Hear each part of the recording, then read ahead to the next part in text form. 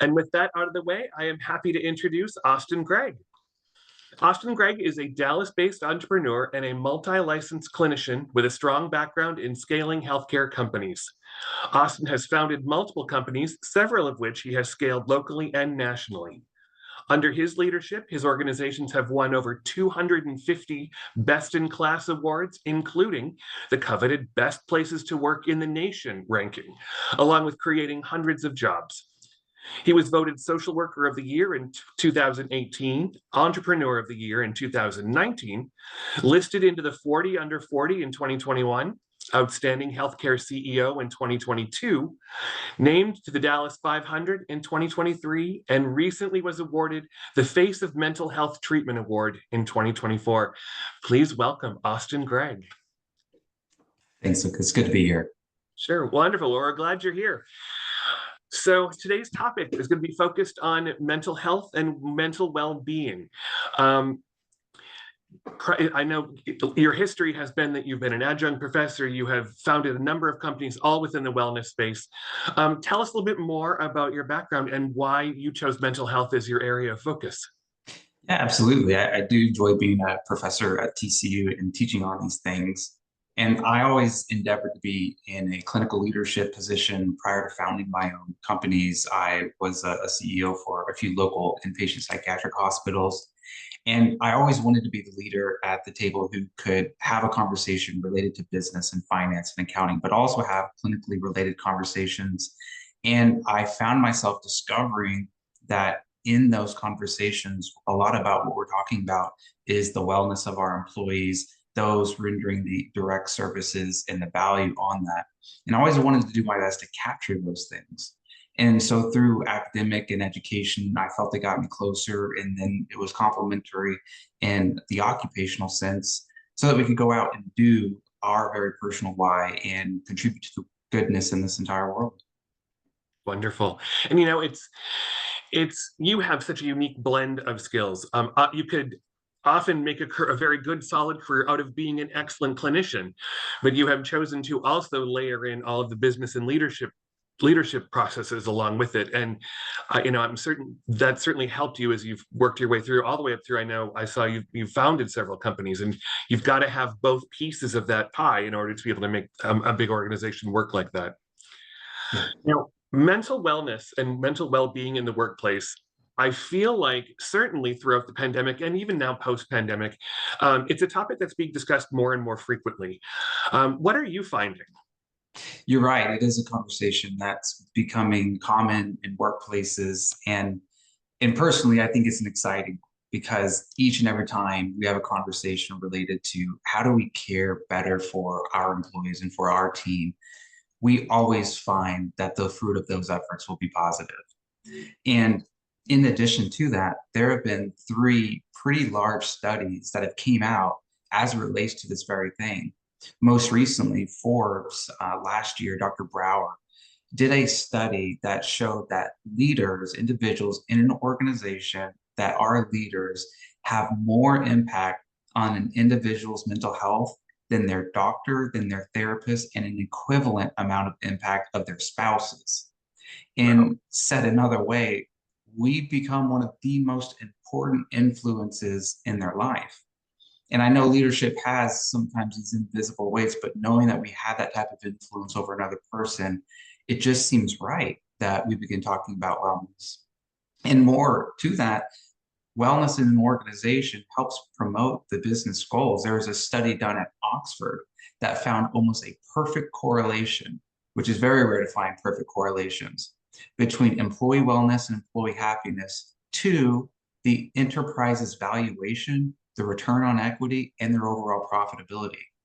That caught so much traction. McKinsey did a follow-up study that found that organizations that focus on employee wellness grow on average 244% faster than competitors who don't prioritize this. And so with all of these studies, it begins reinforcing the sentiment that we knew it was important, but now we can begin putting statistics to these and see that it might be the actual route to accomplish our business objectives. And so it certainly is becoming a common request of employees entering the organizations as they interview, and rightfully so as leaders within an organization, shaping the lens to which we see this through. Well, and it feels like this is a natural outgrowth. I mean, conversation all along has been, the statistics are you spend as much time at work as you do with your family. And I kind of feel from that framework, then you get conversations about work-life balance. So focusing on mental health and mental well-being in the workplace feels like a natural outgrowth of that process. I mean, we acknowledge we spend as much time as we at home as we do at work. It would stand to reason that the same types of issues that happen at home about well-being at home would happen in the office as well. No, you're so correct in that we take ourselves with us no matter what identity we're wearing, whether we're employees or employers, sons, daughters, parents, children. It's still ourselves that we take with us, and so there is some expectation that maybe we should focus on the broader sense of self. And if we can improve upon that, I think that we reach all of our goals, both personally and professionally. I think too, it's probably related, at least in an adjacent way, to some of the arguments, and I'm not, I don't want to go down a rabbit hole, but it's related to some of the arguments that you find about DEI. Mhm. But the business case of employees bringing their authentic selves, Mhm. their well selves to work, um, there's a strong business case for that because happy employees, engaged employees, mentally healthy employees stay at a place that supports them being able to be themselves in an organization. So I feel like there's a correlation there with the DEI and the business case for DEI. Yeah. Um, I actually have a bunch of questions for you. Another one that I want to hit on is, do you find that some of this is generational? I do, and I think that generational differences have always been in existence, and so I don't think it's a surprise to say that there is a differentiation between generations. But I do think it's worth noting that some of our newer generations that are coming out, they are much more open to talking about mental health and mental wellness and using the language. And although that from time to time the actual terms could be misplaced, I think overall it's a very positive momentum because the less that mental health, mental illness, and mental wellness hides in the shadow, the more that it gets to have proper attention drawn to it. And so that's one of the very key factors. And I have found this in interviews. I typically was never asked about this, but more recently, this is almost the number one question I get from prospective employees whenever they're looking to join an organization is about this very thing. And it's always nice to have a good, strong foundational answer to that. I agree. I feel that now the conversations are far less stigmatized than they would have been either pre-pandemic or in generations before. I think about how often I talk about mental health and mental well-being as part of a team here at LGT. And like my dad is 80. My dad does not have he doesn't have the vocabulary. And it Mhm. was never an issue when he was working, like for him to discuss mental well-being. Like that was just not a topic of conversation. And I like your point about the less these issues hide in the shadows. I think that's a wonderful approach, because people then are able to have conversations about what they need and resources that they'd like available to them, not only at work but also at home. You're right, completely right. So tell me a little bit more about the difference between mental health and mental well-being. The terms I feel are used interchangeably, but I think they probably have very different foundations. They do, and they have different directions of approach. And maybe the easiest way to think about these is those two terms, mental health and mental well-being, are two very different things that sit underneath the umbrella of employee wellness. And when we hear mental health, sometimes we begin thinking of it through a medical lens, like diagnosing like depression, anxiety, post-traumatic stress. We think about it in these components, and oftentimes this is a reactive approach. We learn about mental health when it becomes acute, whenever it becomes preventative, and it's something that we need to address. And in a lot of organizations, we have things like EAP programs, and Mhm. this is where the mental health introduces that. Mental well-being is kind of the opposite side of this to some extent. It's a more proactive component, and it creates initiatives that focus on mental and psychological well-being, and it cultivates that within the very culture. And whenever we focus on the prevention and the promotion of resilience and purpose of meaning and stress management and balance, you begin getting a culture within the organization that is healthy, that does bring their authentic self. And whenever that translates to their work, you typically get a higher quality. You get someone who is engaged and not distracted. And from time to time, you get the component of discretionary effort to take something from good to excellent and to have an interaction with the customer that goes from remarkable, like there's nothing wrong, to that person just made my day better. It's all of these influences that well-being and wellness in the workplace contribute to.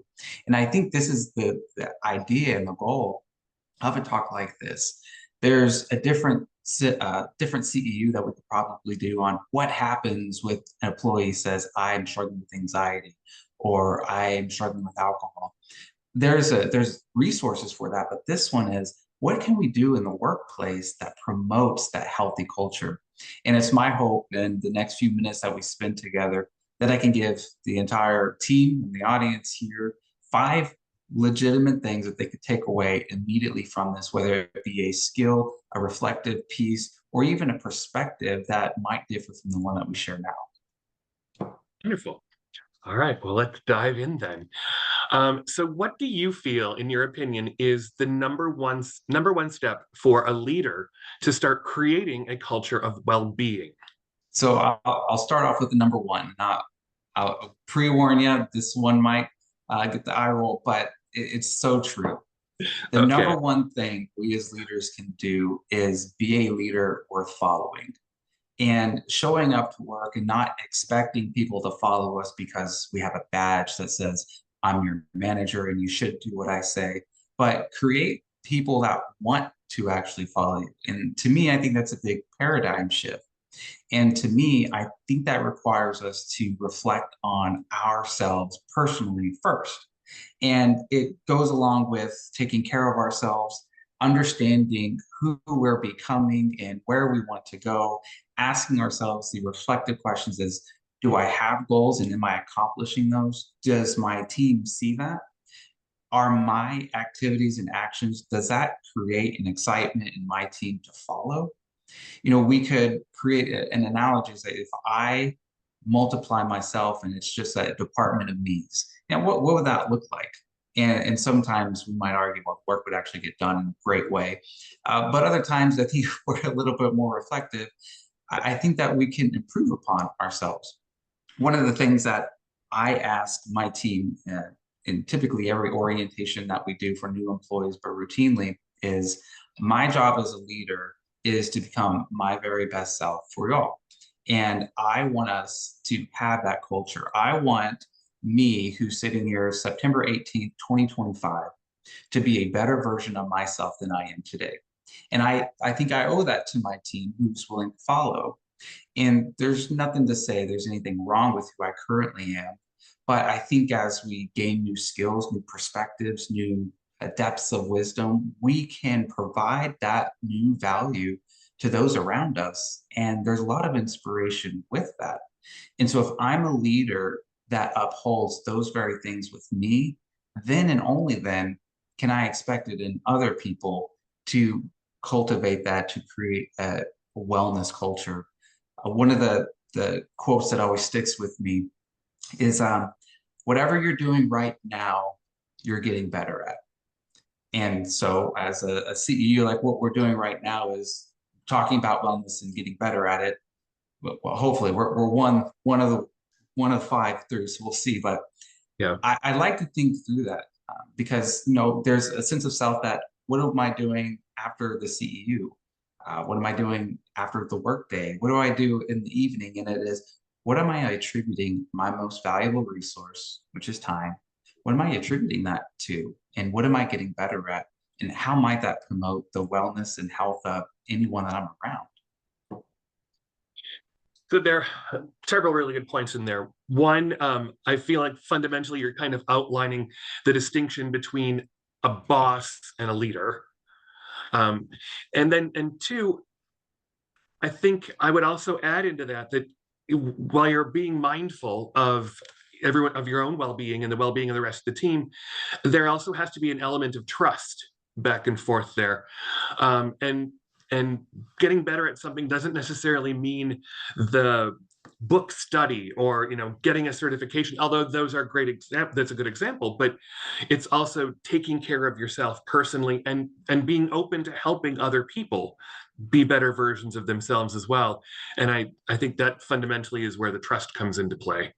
You're right. It's such an important currency, and it's the fuel that creates any organization.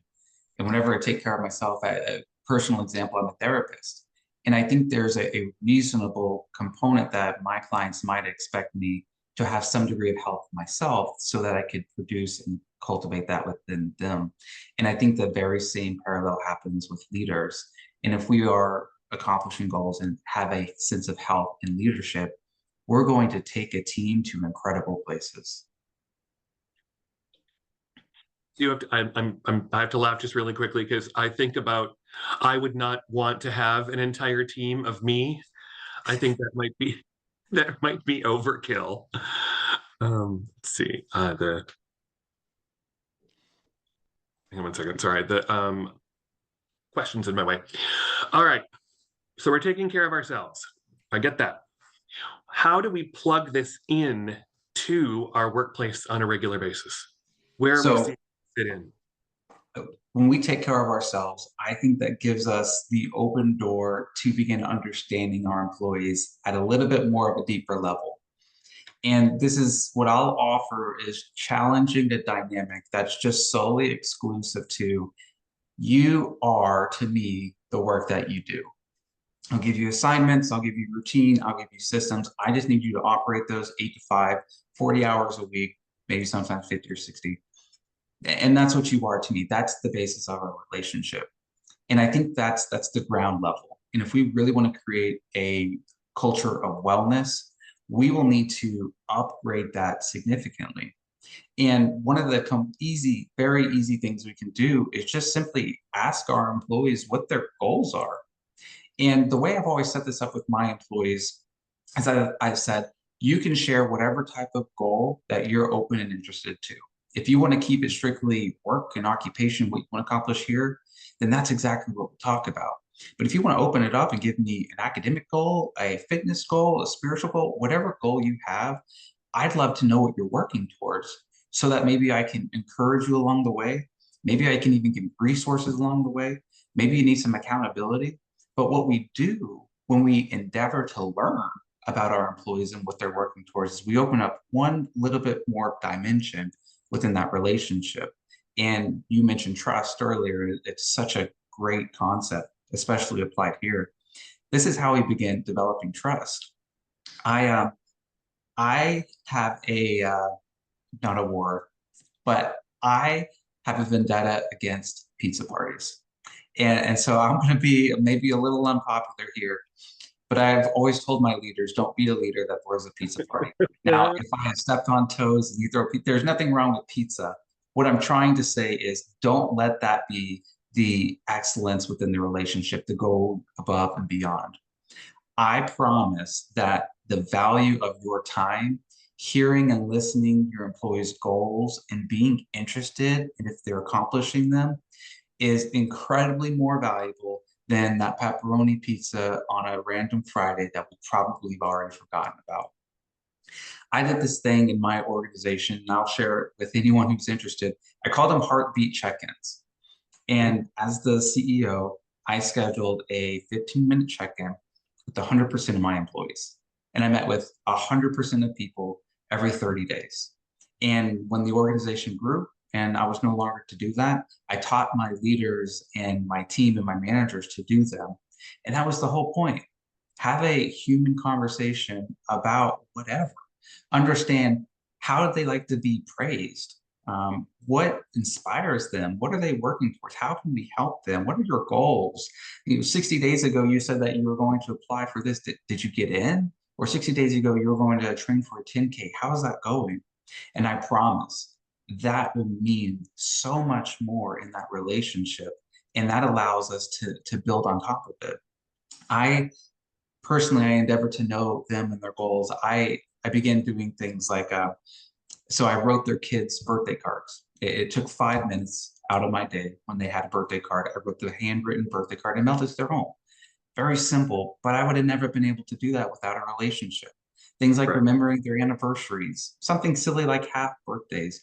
These components that give them time will help us become plugged in into the workplace. And if we're a leader, we're following, we are really creating a wellness dynamic that is undeniable. I Those are great examples. I do something not as frequent as the heartbeat check-in, but with our team, I meet with everybody quarterly, Mhm. offsite. We go to lunch, and a lot of the conversation, it work is the commonality, so it almost always invariably starts with that first, but we quickly dispense with that and move into more of a check-in on how are you doing personally. Mhm. How are you feeling, and the conversations about work too also include, are you interested in the work that you're doing? Is there something else that you would like to learn? you know how I'm very big on cross training, Mhm. so if there's something that you're interested in, I would love for you to get more exposure to that, but I don't know that unless we have these conversations. And I make sure that we do it outside of the office. I want neutral territory, where we can really just talk to one another. Yes. That's it's one of my favorite things. And since I do that on a quarterly basis, at least, when I do the annual review, one, it's very easy, and two, there are no surprises. Right. We've been meeting all year long. So from a business standpoint, I feel like it streamlines and makes conversations that need to happen a lot easier. It does, and it's almost this practice component. I call it the triple good conversation. We walk by somebody in the hall and say, "Oh, how are you? Good. How are you? Good. That's good." And we just keep walking by, and it's just like if we're going to have these type of conversations, why not practice it and make it more meaningful, and watch what that does to the culture. Because you have to admit, it would absolutely stop you in your tracks if you ask somebody how are they doing and they gave you a truly authentic answer. Yeah. Like, oh Oh, my God, my feet hurt. I've been up all day.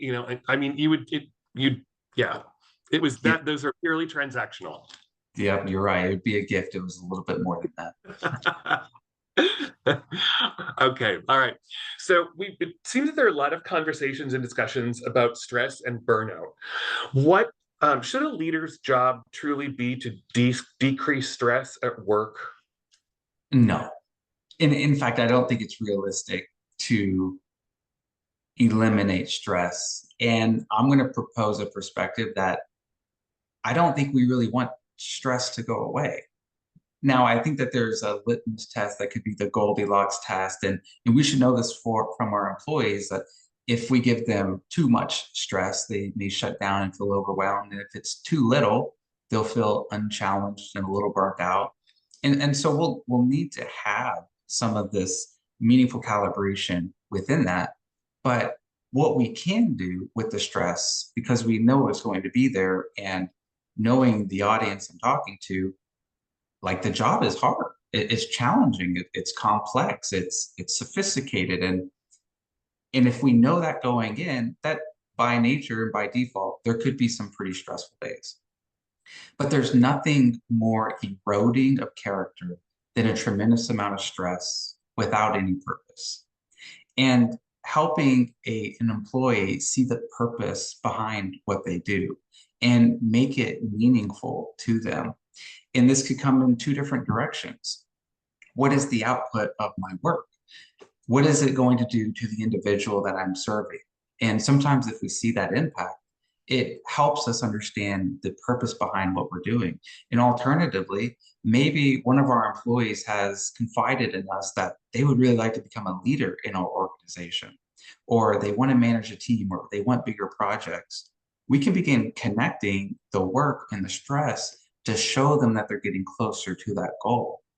If in a general sense in life, if we don't have and know what our goals are, it's really hard to find anything purposeful. Because if I have an undefined goal, what I do all day just might feel frenetic. I'm not going to be able to sit at the end of my day, reflect on what I just did, and evaluate to say, did I get closer to my goal or farther away?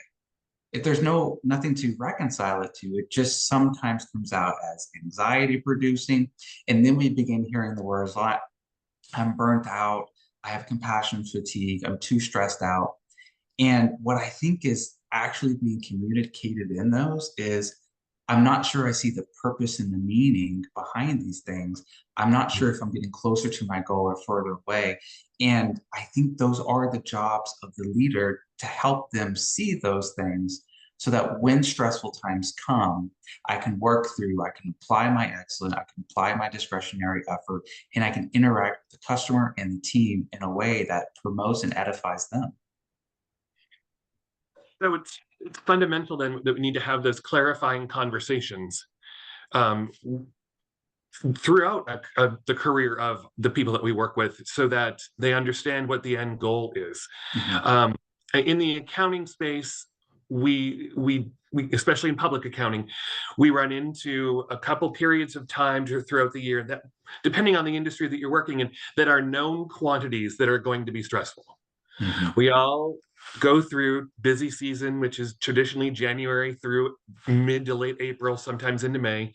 Then we get, for some industries, you get a lull during the summer, which is great. You can recharge. We've got some stress towards the end of the year as we do the last push for taxes and then find end of year wrap up. So in public accounting, it kind of ebbs and flows. But having the understanding that, yes, you're going to work through these specific periods of time, and there'll be a lot of those are learning opportunities. I mean, I know that my accounting colleagues are going to roll their eyes when I say that, but that's when you have an opportunity to work on bigger projects, is when you've got those particularly heavy times of the year. So having clarifying conversations, I think, fundamentally about, this is what it's going to look like, and this period of time is going to be particularly intense, and then it isn't so intense. I think maybe probably helps frame for an employee what to expect in their workload for a given period of time. Yeah, you're correct. Setting those expectations, eliminating some of the surprises, and the very act of doing the high volume of work is an excellent practice for the development of new skills. And in maybe an analogy sense, we don't, or at least I don't, on a Sunday, sit in my bathroom and brush my teeth for an hour and then don't brush them Monday through Saturday. Like, it doesn't make sense. There's some consistency laid in there, and similar to like going to the gym. I don't go and lift for 8 hours straight and expect there to be gradual gain in that. There's consistency and practice that builds upon these skills. And if we eliminate the surprises, we normalize it, we reassure them that, yeah, it's stressful, but I'm sitting right next to you doing the same thing, and I believe in you. And together we're going to get closer to this goal that we described. That those work days become so much more meaningful to that employee who maybe thought they were invisible and who maybe thought that the sense of wellness and trust wasn't there. There can be so much to do here. It's very easy to get along when we're celebrating or in easy times. But when there's friction and tension and stress, that really begins creating an opportunity to succeed in a relationship with our teams. Do you think that there is a potential trap in the idea that if I'm an employee and I do well, I'm going to be rewarded with more work? There could be a potential trap, and I think when it comes to leaders, we should safeguard against that. It There could be more complex work. There could be work that gets me to a goal in that. And one thing that I think we should all be aware of is if there's a culture that good work is rewarded with more work, there's going to be a whole lot less good work coming out. And to be able to be eyes open to that dynamic, and how is it that we handle good work? And does it just become the new bar of expectation with that employee? That might be a tough dynamic. Or alternatively, do we have the same expectation for all of our team and we're helping them get there together? That's a completely different, that's wellness model on it. So you're right there. I have worked in some organizations that the reward was more work on that. But as we get to promote ourselves into leadership and know we have such a huge influence on that, can we make it meaningful and closer tied to their goals and our goal of wellness? And I think that's the right direction. Again, back to the clarifying conversations. Yeah. And I think, but you know, when I think about my career in audit, that was I wasn't rewarded with more work. I had the opportunity to work on more complex things because I had done well on some of the more fundamental skills. And then it was okay. You've mastered the basics. Now let's start giving you more things that are more complex, or the opportunity to help train or review the work that other people do, which is a higher level of work. So yeah, I definitely see that having those conversations about why your role is changing is important too. Yeah, and you mentioned beforehand just setting the expectation of that. And I think that's such a cool dynamic because I think we can communicate to our employees, here's where we're at now, here's what I see in you, and here's where we're going to go. I played a little baseball throughout my life and into college, and it would have been really silly to just stop at T-ball and never graduate to coach pitch, never graduate to actual baseball, and just stop there. Because I always had a dad who told me this is the ultimate goal of where we're going to go. And along the way, you're going to get great at this level, and then we're going to level up. It'll feel a little finicky, but then we're going to do it again. But ultimately, here is where we're going.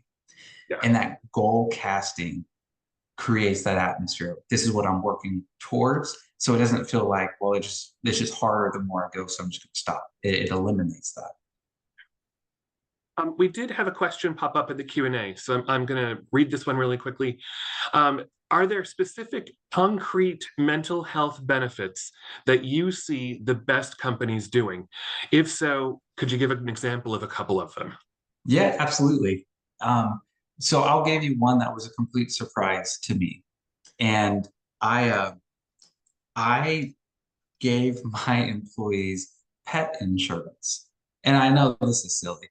I gave them pet insurance. And for the organization, it cost me like $3 a month per employee. But if they had anything go wrong with their pet, they would get a 50% discount of the pet.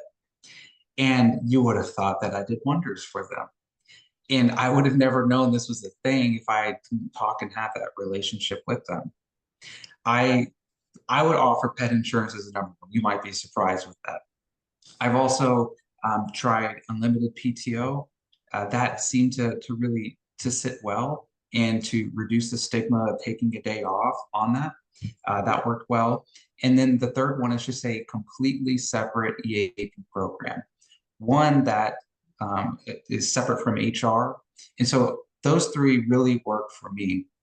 And sometimes when in doubt, you just ask the employees, here's a whole long list of things that we could sign up for. Tell me the ones that you want options to choose from.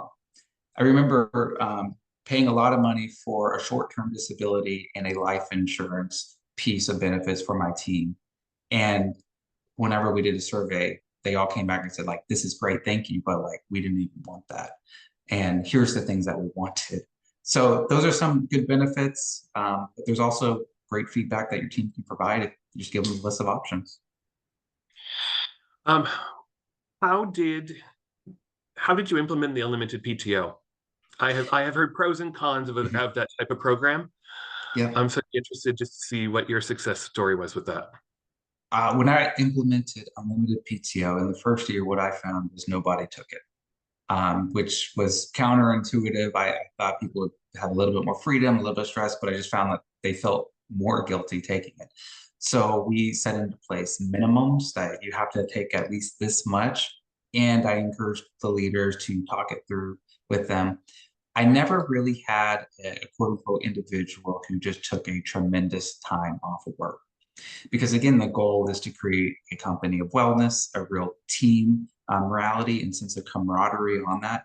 And so if I'm doing my job in creating a place where people actually want to work, where there's trust and there's wellness and there's collegiality, I found it to be really balanced.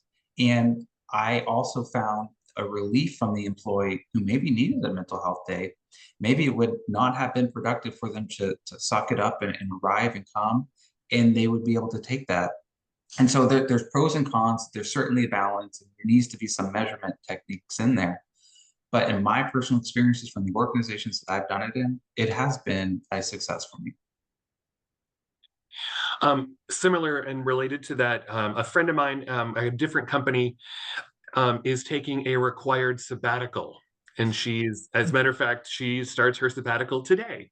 Yeah. What are your, I haven't run into a company that does that. I think it's a unique concept. Do you have any thoughts or experience on a required sabbatical after a certain number of years? I think if it's framed correctly, it could just be the coolest thing. Because Yeah. sometimes people worry, well, if I go on a sabbatical, will decisions be made without me? Will there be promotion opportunities that I've forgotten about? Will I come in and there's a bunch of changes that I would have done differently? And if we have a culture of wellness, we have eliminated this worry. And so that we can truly have a sense of self and a sense of peace. The closest I ever got to it was offering maternity and paternity leave. And I really heavily encourage take 12 weeks, take the 100% leave for both of you guys. While you can come back early, I really would rather you take that entire time. And I always found that people came back refreshed and a little bit more involved. There was even a greater sense of loyalty and trust within an organization. And so, in short, anytime that we invest in an employee, even though it might not make direct sense on the P&L in the short term, the long-term returns always come back to the company, to the team. Yeah, I'd agree. Okay. We're taking care of ourselves. We are connecting with employees in meaningful ways. We're giving it meaning. What is the thread that actually ties these things together? I think it all comes to the language of the leader and Okay. the words, the tone, the vocabulary that we use. And I'll give a few examples. Overarching, what I think a core duty of leadership is in creating wellness is three things. It's to inspire our employees, to influence them, and to guide them. And that's a whole lot different than manage the employees, give constructive feedback and criticism, and then show them your expectations and deadlines. So inspire, influence, and guide.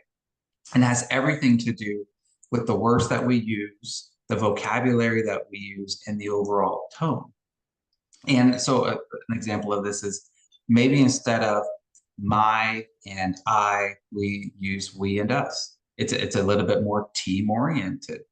And if we think about it as leaders, whenever we are communicating and we're understanding their goals, whenever we're listening and gaining empathy and having those components, it is our leader's instrument that we use. And I'd offer that to be a perspective for anyone listening. And if you are creating a culture of wellness, your instrument is your voice. And we should use it as such. And we can go up and down, slow and fast, and we can use this to create an incredible impact. There is such a difference between when an organization is operating in respect towards the culture versus fear of the culture. And I think maybe people know what I'm talking about. I've had managers in the past that I did everything that I could just not to get in a meeting with them, to not get the phone call with them. And it was really just fear. I don't want to Yeah. get yelled at. I don't want the 8 p.m. call. I don't want these things. And that is my reason for doing my work. It's all wrong. Yeah. On the contrary, respect. I respect my team, where my leader is taking us. I understand the vision of the company, the mission of the company. I align with its values. And that's why I will contribute my discretionary effort into the momentum of where we're going together. Completely different. It unsilos departments. If we have a culture of fear and avoidance, the ideas or solutions in this silo will never make it to this one. And it creates another layer of problematic pieces. Next thing we know, on our employee feedback forms, we're getting, well, there's no communication here, and there's not visibility, and I'm not heard. And I think this becomes the antidote is the litmus for the leader. When people walk by you and you have your office door open, do they come in and just say, hey, as they walk by? Or is it the pace picks up a little bit until they're past the doorway and then on to the way? I think the most important thing we can do is to use our instrument and speak with clarity and speak with inspiration. I give individuals that I coach as well as my team 3 practical ways to improve our instrument of leaders, and I'll offer those to the team here. One, if you've never gone to a Toastmasters class before, that is a very unique experience, and if you want to get good at speaking, it'll be a real true value in that. The second is record yourself. This might be one that I get eye rolls. Good thing I can't see the audience, but record yourself telling a story, maybe off the cuff. Record yourself telling a story. Maybe it's the best day you've ever lived. And once that 3 to 5 minute story is over, pause it and rewatch it in 3 different ways. The first way, turn the sound off so you can't hear any words and just watch your body language. Does your body language tell a compelling, inspirational story? And alternatively, turn the visual off and just listen to the words. Does your tone and intonation and pace, does that tell a compelling story? And then the last way is number 3, get a transcript of it and highlight all the times you say, like, and these are all of these fillers that take away from the clarity and the inspiration of what we're speaking to. And I think if we practice it in those ways, we have a wonderful instrument of leadership, and we begin communicating and inspiring and influencing and guiding people closer to where we're going together. And it's just a tremendous thing. Great. Those are 3 great takeaways on there. You also brought up body language, which I think is incredibly important. I would say to a certain degree, almost equally as important as the tone of voice that you use. It's many, many moons ago, I got some really, really excellent training when I was in banking, and it has served me well ever since because it made me aware of my spatial relations when I'm in meetings. And I'm 6'4", so I immediately am really tall in the room, and so I work at ways to minimize me taking up so much space in a meeting, and sitting side by side with somebody when you're having a conversation, as opposed to putting the desk as a barrier between you.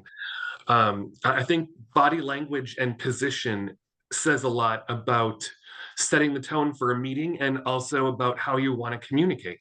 Man, you are so right. And it's one of the things that we're taught being therapists is just how we communicate through our nonverbals. Mm-hmm. And we can put someone at ease, even in difficult conversations, with the way that, just like you described. And so you're so spot on with that. Thank you. All right. Okay, we're coming up on time, but okay. We've talked a lot about, I've heard a lot about like work-life balance and when it comes to these types of areas, but are we thinking about this correctly? And I want to throw in, I was recently in a conversation where the person I was talking with specifically flipped it so that it was life-work balance instead of work-life balance. So what are your thoughts in that regard? Well, all throughout these minutes, I've given you my honest thoughts on it. And so I will provide an opinion related to this. I worry that work-life balance creates unrealistic expectations. Okay. Now, I think what we should contribute ourselves to should be meaningful, it should be purposeful, it should bring us joy. Mm-hmm. And sometimes I worry that in fast-paced industries, achieving a perfect balance is impossible. Mm-hmm. And especially for ambitious professionals, more with licenses and in demanding roles, it could be even more challenging. And And it could lead to feelings of guilt or maybe even inadequacy. And then the concept of work-life balance becomes a negative component within that. I think also the age of technology and that we have, the boundaries sometimes get blurred. And I do think there's an onus on an employer, a leader, as well as the employee themselves.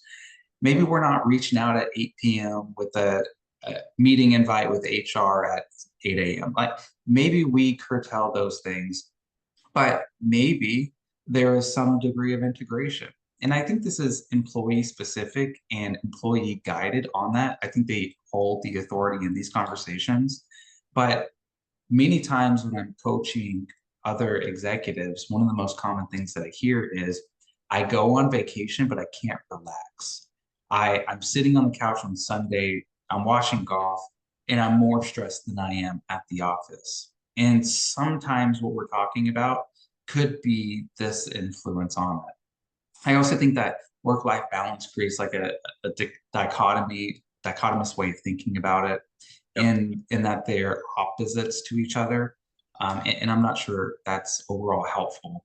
But I think when we begin talking about the preferences of the individual and how we promote purpose, meaning, and joy in their life, I think that's what we are striving to do. And especially with the audience that I'm speaking to, we have spent a lot of countless hours working and perfecting and training in what we do. And there's a lot of great meaning and purpose in that. And if we lead in a way that we understand what that purpose and meaning and goal is within our team, we are going to create a culture of that trust, of that wellness within our team. And that trust and wellness, that is a contagious dynamic within any organization. That next thing we know, we enjoy where we work, we enjoy who we are working with, and we enjoy what we do. And if you give those gifts to another person, I think that we become leaders that are worth following. Wonderful. I About the work-life balance, I want to come back to that for just a second too. I we have employees that are all over the US. They're in different time zones, and our firm, I feel, is very good about allowing flexibility for people to work when it makes sense for them, when it makes sense for their life. And one of the things that I found, which of course I copied from somebody else and stole, but I have in my signature block in my email, a well-being notice. And it just says, if you receive this email outside of normal working hours, managing work and life responsibilities are unique for everyone. I sent this email at a time that works for me. Please respond at a time that works for you. Love it. So I liked the way that was phrased, and I have to tell you that I stole it from another executive because, but it does make sense to me. And my particular home life, we don't have kids. Mhm. And so that means that you're going to get emails from me at odd hours, or I will set a delay on them so that you get, unfortunately, then you get about 20 emails at 8 in the morning. But I try to be respectful, and I don't expect a response, I don't expect a response immediately, especially from email. I think that technology has given us a culture of immediacy Mhm. where we really feel that, you should be attached 24/7. So I try to work when it works for me and my family at home, and I understand that my responses are going to come in the same fashion. Yeah, I love your notice. And I would love a world where every signature line had that. And while we have just briefly spoken, just hearing the way that you think and talk about, it, I have no doubt that you are the epitome of the leader that we're talking about in here. And so Um, I'm grateful for that. well, thank you very much. I appreciate it. That's wonderful feedback. And we have run out of time, my friend. We cleared out all the questions that came in through Q&A. So I think, unless you'd like to leave us with any additional words of wisdom. I think the last word of wisdom that I'll have is sometimes we're like, okay, I'm going to implement wellness. How do I know that I'm doing it right? I think there might be a temptation for board meetings to say, well, let's look at our rolling 12-month turnover, or maybe our quarterly cultural surveys. And that's an okay place to work. Or look, those are great KPIs to keep track of. But I think if we get this right, the metrics that we can look at are our growth in revenue, our brand reputation, our productivity, you name it, your IRR, your return on capital employed, your employees in your wellness is your company. And to look at it like that, only good can come from it. And in doing so, you fundamentally build the business case for having wellness as part of your culture. Indeed so. Perfect. All right. Well, Austin, again, thank you so much for your time today. We really appreciate it. It's a joy to have you on the panel with us, and keep in touch. Thank you. Will do. Thank you, everybody. Thanks for joining us today. We appreciate Austin's time. And of course, if you need anything from LGT, just reach out. Have a great afternoon. Bye-bye.